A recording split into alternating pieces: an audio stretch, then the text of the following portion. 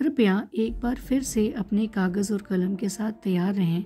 आपको 15 सेकंड के भीतर जितने सर्कल चाहिए उतने बनाने होंगे। आपका समय शुरू होता है।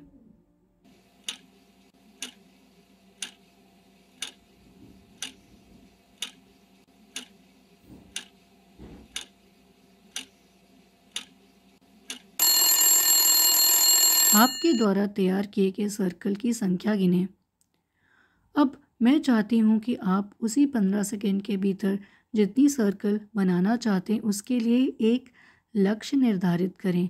आप कितनी भी संख्या चूज़ कर सकते हैं, जितना आप बना सकते हैं।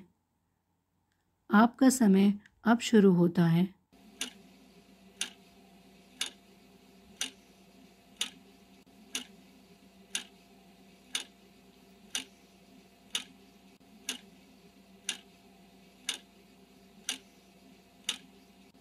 अब आपके द्वारा तैयार किए गए सर्कल्स की संख्या गिनें। आपने देखा होगा कि दूसरी बार आप पहली बार की तुलना में अधिक सर्कल बना सकते हैं। बहुत दिलचस्प बात है ना? तो आपको क्या लगता है इसका कारण क्या है? यह लक्ष्य था।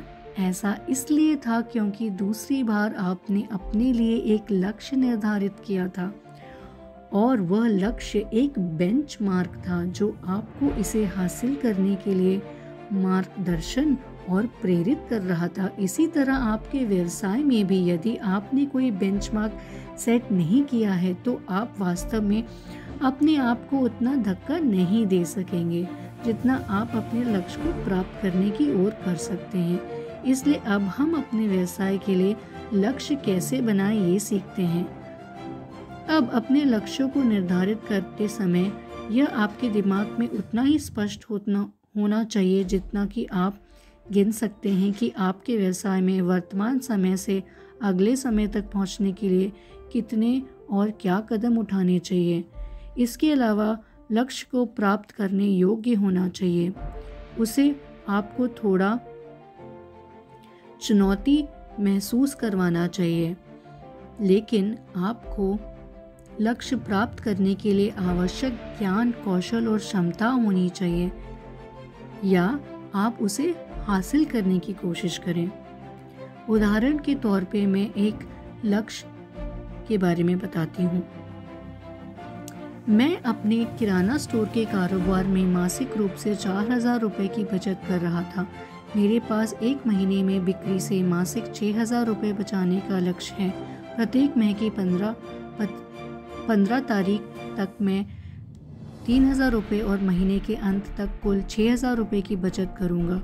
6,000 तक पहुंचने के लिए मैं जो कदम उठाऊंगा वह होंगे: पहला, मैं ग्राहकों को समय पर वापस भुगतान करने के लिए कहूँगा। दूसरा, मैं सप्लायर से सीमित आपूर्ति खरीदूंगा ताकि मेरा स्टॉक बर्बाद ना हो। तीसरा, मुझे डिजिटल भुगतान का उपयोग करने में सक्षम होना चाहिए ताकि मुझे अपने खाते में सटीक राशि मिल सके। ग्राहक चेंज नहीं होने से बहाना नहीं करेंगे। उपरोक्त उदाहरण में देखें, लक्ष्य समयबद्ध है, यानी एक महीने के भीतर दुकानदार 6,000 रुपये बचाना चाहता है। लक्ष्य मापने योग्य भी है, इसका मतलब है कि महीने की 15वीं तारीख को लक्ष्य को माप सकता है ताकि वह समझ सके कि वह उसके करीब हो रहा है या नहीं। लक्ष्य प्राप्त करने योग्य है, लेकिन उसे समझना चाहिए कि 2,000 रुपये प्राप्त एक्स्ट्रा बचाने के लिए उसे सक्षम होने के लिए क्या बदलने की आवश्यकता है। इस तरह क्या आप अपने व्यवसाय के लिए एक लक्ष्य निर्धारित कर सकते हैं जो समयबद्ध, मापने योग्य और प्राप्त होने योग्य है। एक बार जब आपका विजनिंग और गोल सेटिंग अभ्यास दोनों हो जाते हैं तो कागज के इस टुकड़े को एक ऐसी जगह पर रखें जहां आप अपने भविष्य के लिए रोज विजन देख सकें। धन्यवाद।